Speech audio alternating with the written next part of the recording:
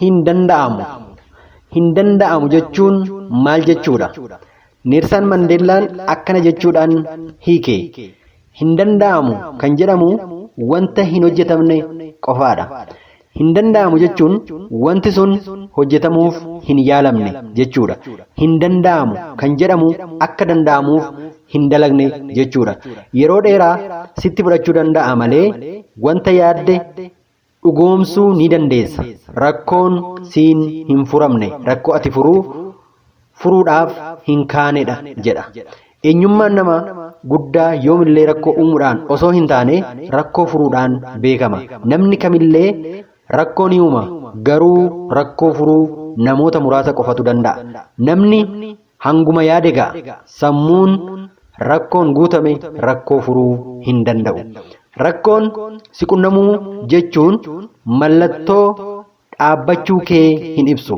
Akka ati calliftee hojjetu si taasisa malee namoota addunyaa kanarraa guutan keessaa namni rakkoon fuuldura isaanii keessa hin darbine hin jiru. Garuu isaaniif rakkoon rakkoo ta'ee hin hafne. Rakkoon tulluurra dhaabbatanii mul'ata isaanii dhugoomsan ta'eef. Gaggeessan hangam ga'a? Hanguma rakkoo furuuf dandeettii qabu ga'a. Rakkoo si qunname irratti hin xiyyeeffatin. Rakkoo sana keessa karaa ittiin ba'uu dandeessu irratti xiyyeeffadhu malee. Rakkoo si qunname irratti injifannoo yoo barbaadde rakkoon si qunname si caaluu akka hin dandeenye dursii ofii kee amansiisi. Jireenya kee keessa wanti gaara guddaa sitti ta'e maali? Wanti ati injifachuu hin dandeenye hoo maali? Wanti akka ati darbitee kaayyoo kee bira hin geenye si godhe maalinni? Deebiin isaa yaada ati rakkoo ilaalchisee qabduudha. Rakkoon rakkoo ta'ee kanaafuu gaafa ati akka rakkootti ilaalte qofaadha. Rakkoon gaggeessadhaaf caarraa inni ittiin qaramee ba'uudha. Caarraa inni ittiin nama guddaa ta'uu danda'uudha.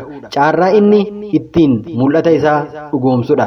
Caarraa inni itti barbaadee of argatuudha. Jireenya kee keessa wanti baay'ee cimaan wanta ati akka cimaatti ilaalte qofaadha.